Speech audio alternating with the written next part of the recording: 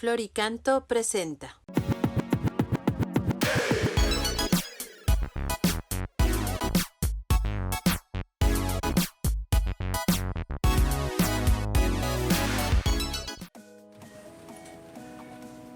Hola amigas, quisiera, aprovecho para saludarlas y darles alguna pequeña reflexión de Adviento, algunos pequeños consejos que podrían ayudarnos a vivir este Adviento de una mejor manera. Y quisiera yo abordar 3 elementos. Primero, ver cómo está nuestra relación con Dios. Revisar también cómo está nuestra relación con nuestro prójimo, pero también revisar cómo estamos con nosotros mismos. Dar algunos consejos en estos elementos que nos pueden ayudar en nuestra vida espiritual. Entonces, lo primero en este Adviento sería muy bueno revisar nuestra relación con Dios. Y en ese sentido ver qué lugar ocupa Dios en mi vida.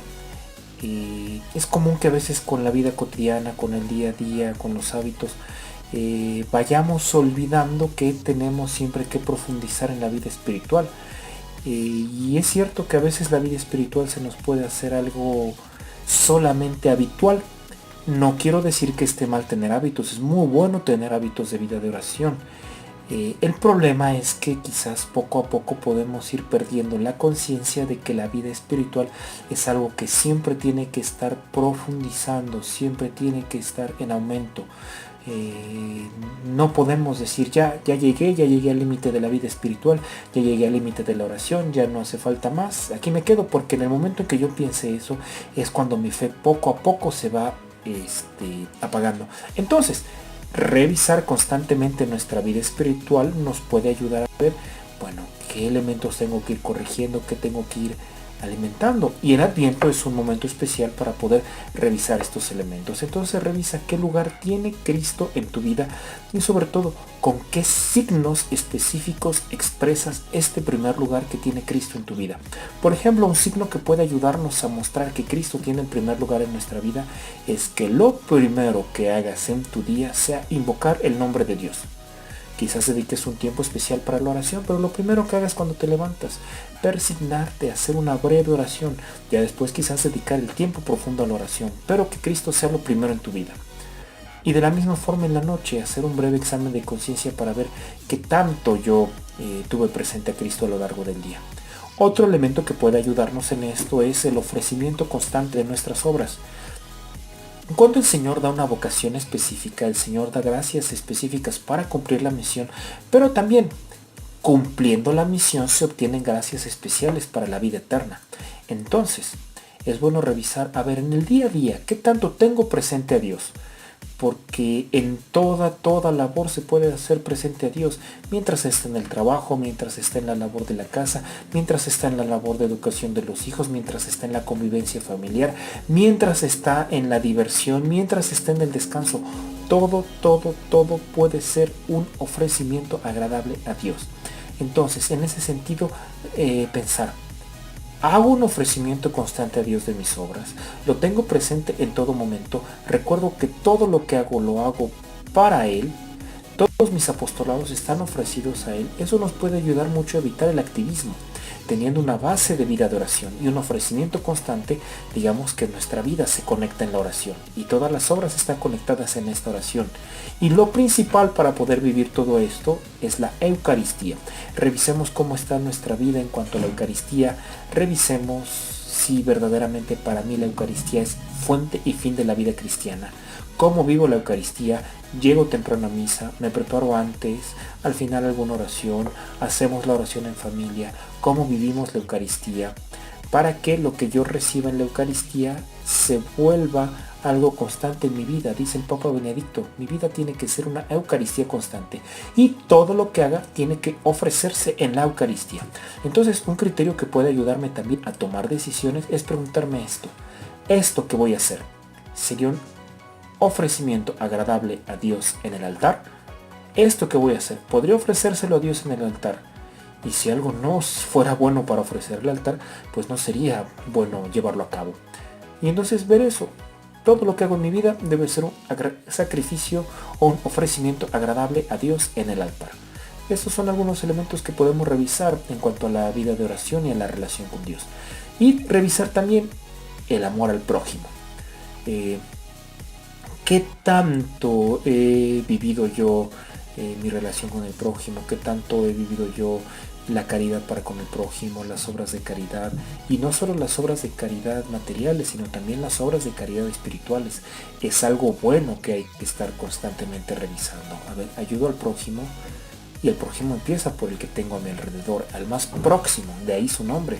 Que tanto amo a los demás, que tanto busco generar un entorno adecuado, agradable, un entorno donde se vive el amor de Dios, en la familia, en el lugar del trabajo, donde hago apostolado. Eso es algo muy importante. Y para esto quisiera retomar lo que dice la primera lectura, si no me falla la memoria, es del profeta Isaías, el día lunes. Dice algo interesante, habla acerca del pueblo que acepta a Dios, que acepta el consejo de Dios y que acepta prácticamente ser gobernado por Dios. Entonces dice que cuando pasa esto en el pueblo ya no se alzará pueblo contra pueblo. Y dice algo interesante, de las espadas se forjarán arados y de las lanzas podaderas. ¿Qué quiere decir esto? Si ya no se necesita la espada para la guerra, si ya no se necesita la lanza para la guerra, pues ¿qué se hace con ese metal? Se utiliza para algo adecuado. Con ese metal se hace arado, con ese metal se hace podaderas, es decir, para trabajar la tierra. Y bueno, ¿cómo puede aplicar esto a nuestra vida diaria y a nuestra relación con el prójimo?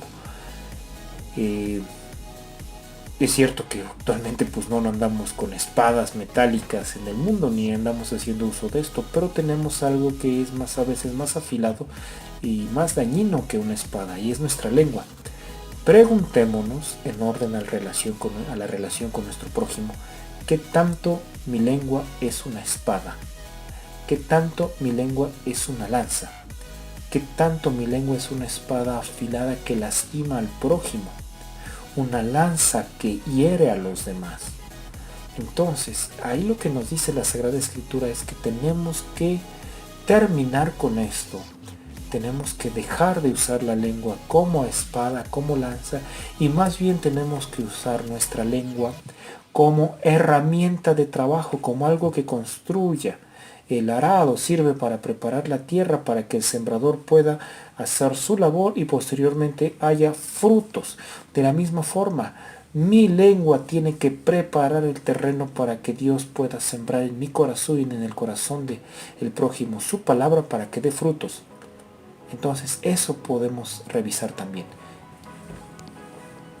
Perdón, anda baja la pila. No quisiera interrumpir, entonces de todos modos creo que se ve bien. Perdón por la pausa. Entonces habrá que revisar esto. ¿Qué tanto mi lengua construye? ¿Qué tanto mi lengua edifica? ¿Qué tanto mi lengua genera un terreno propicio para que el Señor dé ahí sus frutos? Eso podemos revisar en cuanto a la relación con el prójimo. Pero también amar a Dios y amar al prójimo implica amarse a uno mismo. Y amarse a uno mismo no significa ser egoísta, no significa no pensar en los demás, no, pero es importante que nosotros estemos bien para poder ayudar a los demás. Voy a poner un ejemplo.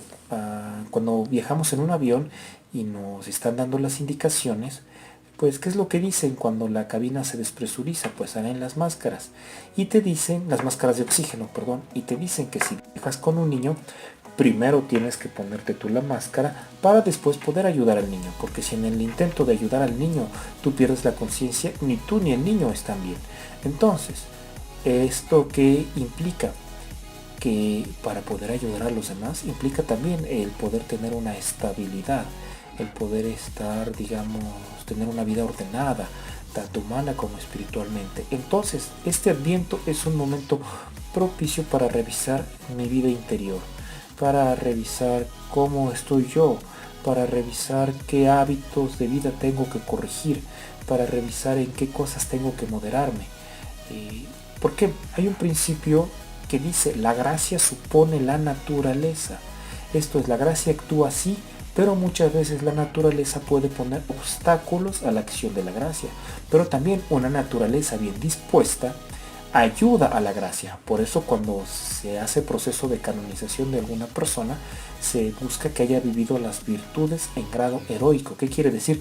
Llevó una vida virtuosa que permitió a la gracia que actuara. Por ponerles un ejemplo, en ocasiones podríamos tener una dificultad para la vida diaria y para la vida de oración, que es la flojera. Si yo soy flojo, pues voy a ser flojo para muchas cosas y voy a ser flojo para rezar. Y por más que yo le pida a Dios, Dios no va a mandar a sus ángeles para que me levante de la cama y me lleve a la capilla. No, yo tengo que poner los medios adecuados para levantarme temprano y para hacer la labor. Es decir, la naturaleza que no está dispuesta es un obstáculo a la acción de la gracia. La naturaleza dispuesta permite a la gracia que actúe. Entonces, revisemos internamente. Hay cuestiones humanas que no están permitiendo que la gracia actúe. Hay malos hábitos, hay excesos, hay elementos que tenga que corregir en mi persona para que pueda la gracia actuar de una mejor manera. Eso es muy importante revisarlo. Y también otra cuestión importante es dejarse ayudar. Si hay cuestiones que me rebasan, si hay cuestiones que sé que solo no puedo, hay que pedir ayuda, la ayuda adecuada, ayuda a la persona, a los seres queridos, a aquellas personas que tengo cerca que verdaderamente me pueden ayudar. Dejarse ayudar es algo importantísimo. Y sobre eso ir viendo, también el Adviento es un momento para generar buenos hábitos. Habrá que revisar qué hábitos podría yo generar que me permitan ser una persona virtuosa y ayuden a actuar mejor la gracia. Porque a veces tenemos malos hábitos, vicios, tentaciones frecuentes, en fin, cosas que dificultan nuestra vida espiritual. Y a veces lo que hacemos es tratar de reprimirlos. Pero el reprimir estas dificultades muchas veces no ayuda. Para acabar con un mal hábito, para acabar con un vicio, para acabar con alguna dificultad en orden al humano, lo que tenemos que hacer es promover la virtud contraria. Y eso nos ayuda a terminar con esa dificultad. Entonces habrá que ver qué hábitos de vida puedo empezar durante el Adviento que me permitan generar una virtud que ayude a que la gracia actúe mejor en mí. Y si permito que la gracia actúe mejor en mí, si tengo una mejor relación con Dios, también tendré una mejor relación con el prójimo. Es decir, es algo integral. Si debo buscar tener yo un equilibrio, una estabilidad, trabajar personalmente, trabajar en mi persona para que eso me permita tener una mejor relación con Dios al permitir que la gracia actúe de una mejor manera, y esa mejor relación con Dios, esa vida amorosa con Dios va a permitir que ame mejor a mi prójimo. Entonces así se va volviendo un círculo virtuoso. Pues queridas amigas, yo espero que estos consejos breves les sean de utilidad. Muchas gracias y que Dios les bendiga. Les mando mi bendición. La bendición de Dios Todopoderoso, Padre, Hijo y Espíritu Santo, descienda sobre ustedes y permanezca para siempre. Amén. Viva Cristo Rey. Florica.